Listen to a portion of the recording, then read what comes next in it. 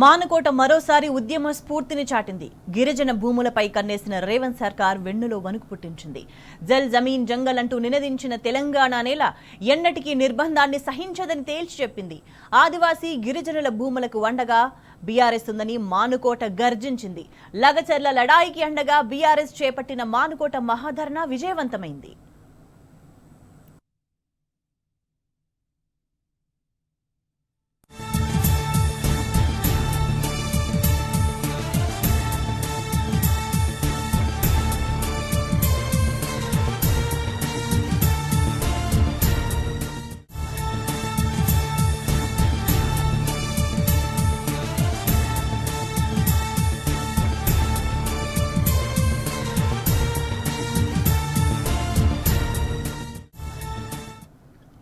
తెలంగాణ మలిదశ ఉద్యమంలో మూల మలుపు మానుకోట.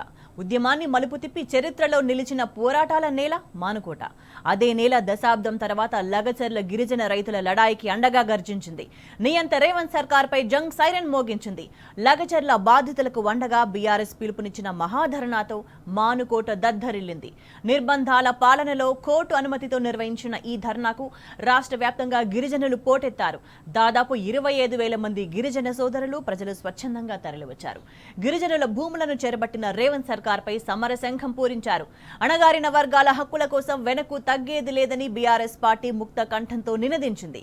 మళ్లీ ఉద్యమకాలం నాటి వాతావరణం మానుకోటలో కనిపించింది. బీఆర్ఎస్ వర్కింగ్ ప్రెసిడెంట్ కేటీఆర్ పిలుపుతో లగచర్ల బాధితులకు వండగా పెద్ద ఎత్తున బంజారా సోదరులు కదిలివచ్చారు.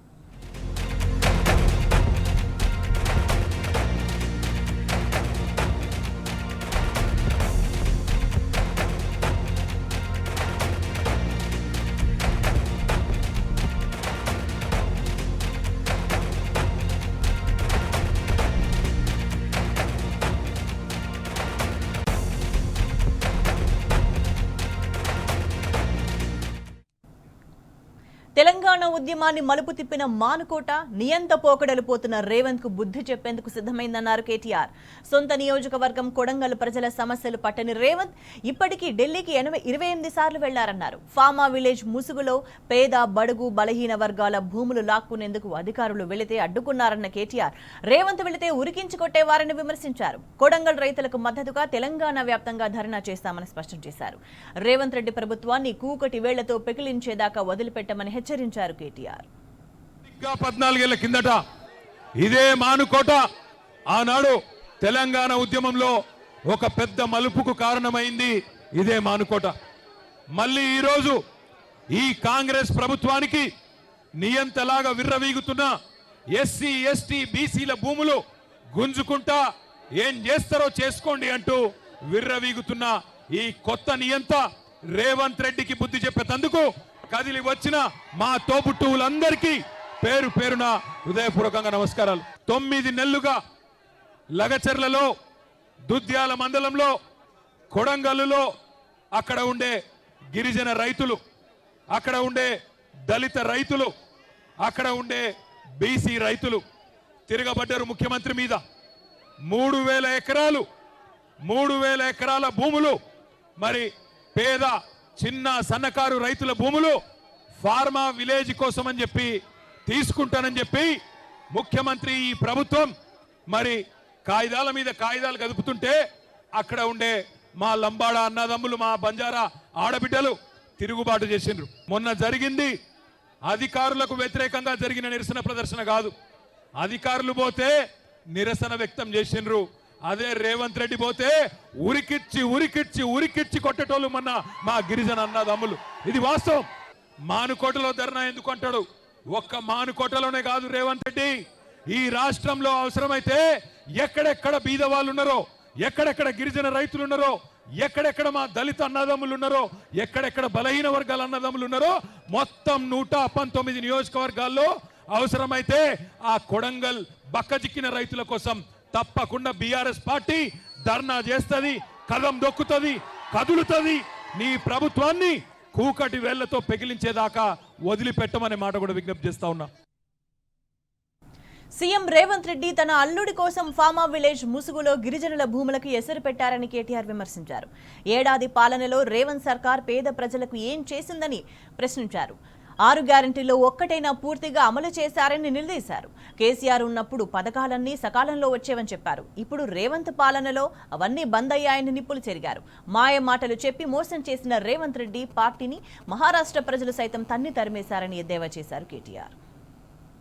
కోసం ఫార్మా విలేజ్ అల్లుని కోసం అక్కడ ఫార్మా దుకాణం పెట్టి వాళ్ళ సొంత అల్లుని కోసం ఇవాళ పేదవాళ్ళ భూములు గుంజుకునే ప్రయత్నం చేస్తా ఉన్నాడు. ఈ ముఖ్యమంత్రి పేదోళ్ళ కోసం పనిచేస్తలేడు. అదాని కోసం, అల్లుని కోసం, అన్నగాని కోసం, తమ్ముడి కోసం, వాళ్ళ కోసం తప్ప రాష్ట్రంలో రైతుల కోసం కానీ పేదవాళ్ళ కోసం కానీ ఈ ముఖ్యమంత్రి పనిచేస్తలేడు. ఒక్కసారి ఆలోచించండి. ఇంకో 10 రోజులైతే సంవత్సరం నిండుతుంది రేవంత్ రెడ్డి ప్రభుత్వం కూర్చొని. ఏం చెప్పిండు అన్నాడు? 6 గ్యారెంటీలు అన్నారు, 100 రోజుల్లో అమలు చేస్తామన్నారు, పేదవాళ్ళకు అండగా నిలబడతామన్నారు. ఏ ఒక్క హామీ అన్న అమలైందా? ఒక్కసారి చెప్పవలసిందిగా కోరుతా ఉన్నా. కేసీఆర్ ఉన్నప్పుడు రైతు బంధు టైంకి పడుతుండేనా? రైతు బీమా వస్తుండేనా? 24 గంటల కరెంట్ వస్తుండేనా? మరి రేవంత్ రెడ్డి వచ్చినాక వస్తున్నాయా? రైతు బంధు ఎగ్గొట్టిండా? రైతు బీమా బంద్ పెట్టిండా? బోనస్ బోగస్ అయిందా?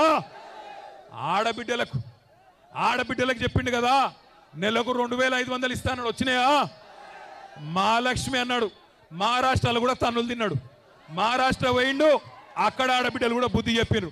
వీడు పచ్చి లంగా తెలంగాణలో ఆడబిడ్డలను మోసం చేసిండు, మమ్మల మోసం చేసేందుకు వచ్చిండని చెప్పి మహారాష్ట్రలో ఉన్న ఆడబిడ్డలు చైతన్యం ప్రదర్శించిండ్రు, కాంగ్రెస్ పార్టీని తన్ని ఎలగొట్టిండ్రు.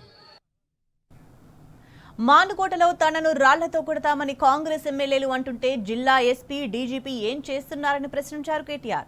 బీఆర్ఎస్ నేతలపై తప్ప కాంగ్రెస్ ఎమ్మెల్యేలపై కేసులు పెట్టరా అని మండిపడ్డారు. కాంగ్రెస్ బెదిరింపులకు భయపడే ప్రసక్తి లేదని తేల్చి చెప్పారు. మానుకోట రాళ్ల మహత్యమేందో తెలంగాణను అడ్డుకున్న వాళ్ళందరికీ తెలుసని గుర్తు చేశారు కేటీఆర్. రేవంత్ సర్కార్పై రాష్ట్రంలో ఉన్న వ్యతిరేకతకు మానుకోట ధర్నాకు వేలాదిగా తరలివచ్చిన జనమే నిదర్శనమన్నారు. కొంతమంది ఎమ్మెల్యేలు అంటున్నారు రాళ్లతో కొడతారట, నేనొస్తే రాళ్లతో కొడతారట. నేను అడుగుతున్నా, ఇక్కడ ఉన్న ఎస్పీ గారిని, రాష్ట్రంలో ఉన్న డీజీపీని అడుగుతున్నా, అధికార కాంగ్రెస్ పార్టీ ఎమ్మెల్యేలు రాళ్లతోని కొడతామంటే మీరేం చేస్తున్నారో నేను అడుగుతా ఉన్నా. కేసులు మా మీద మాత్రమే పెడతారా? కాంగ్రెస్ వాళ్ళ మీద కేసులు ఉన్నాయా? కాంగ్రెస్ ఎమ్మెల్యేలు రాళ్లతోని కొడతామంటే, కాంగ్రెస్ మాజీ ఎమ్మెల్యేలు పెట్రోల్ పోసి తగలబెడతామంటే భయపడతాం అనుకుంటున్నారా? ఇది కేసీఆర్ తయారు చేసిన బృందం, కేసీఆర్ దళం. భయపడం. రాళ్లతోని మానుకోట సాక్షిగా చెప్తున్నా, మానుకోట రాళ్ల మహత్యమేందో తెలంగాణను అడ్డుకున్న ప్రతి ఒక్కడికి తెలుసు. మానుకోటలో 14 ఏళ్ల కిందటనే నిప్పు పుట్టింది, తర్వాత తెలంగాణ వచ్చింది. ఇవాళ మీరు వద్దంటే కోర్టుకు పోయినాం, మీరు పర్మిషన్ ఇయ్య అంటే కోర్టుకు పోయి కోర్టుకెళ్ళి పర్మిషన్ తెచ్చుకున్నాం.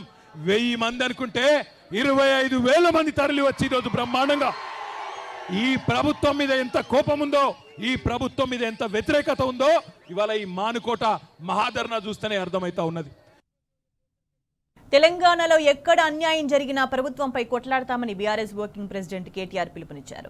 ఢిల్లీలో లగచర్ల బాధితులు ఆయా కమిషన్ల ముందు తమ గోడు వెళ్లబోస్తుంటే అందరికీ కళ్ల వెంట నీళ్లొచ్చాయని ఆవేదన వ్యక్తం చేశారు. కానీ రేవంత్ రెడ్డి, కాంగ్రెస్ నేతలకు గిరిజన బిడ్డల కష్టాలు కనిపించట్లేదని మండిపడ్డారు. రాష్ట్రంలో ఎక్కడ అన్యాయం జరిగినా ప్రజలంతా కదం తొక్కాలని కోరారు.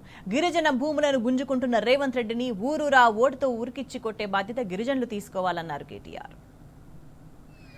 తప్పు జరిగింది, మోసపోయినాం, పర్వాలేదు, ఏమి ఇబ్బంది లేదు, 4 ఏళ్ళు గట్టిగా కొట్లాడదాం. ఒక లగచర్ల కాదు, ఎక్కడ అన్యాయమైనా గొంతిప్పుదాం. మా బంజారా ఆడబిడ్డలు 30 మంది రైతులను జైల్లో పెడితే వాళ్ళు భయపడలే. మీరు చూసింటారు, జ్యోతి అనే ఆడబిడ్డ 9 నెలల ప్రెగ్నెంట్. ఆమెను మేము అన్నాం, వద్దులే అమ్మా, నువ్వు ఉండు, ఢిల్లీ దాకా ఎందుకు, ఉండు తల్లి అంటే, లేదన్నా నేను బంజారా బిడ్డను కొట్లాడతా, తప్పకుండా రేవంత్ రెడ్డి భరతం పడతా అని చెప్పి ఢిల్లీ దాకా వచ్చింది. ఢిల్లీకి వచ్చి ఆ జ్యోతి అక్కడ ఉన్న మానవ హక్కుల కమిషన్ను, అక్కడ ఉన్న ఎస్సీ ఎస్టీ కమిషన్ను, అక్కడ ఉన్న మహిళా కమిషన్ను కలిసి ఆమె బాధ చెప్తుంటే, ఒక జ్యోతి, ఒక దేవి, ఒక సోనీబాయ్, ఒక కిష్టీబాయ్, అదేవిధంగా మిగతా ఆడబిడ్డలు వాళ్ళ బాధ చెప్తుంటే ఆ కమిషన్ సభ్యుల కళ్ళల్లో కూడా కన్నీళ్లు తిరిగినాయి.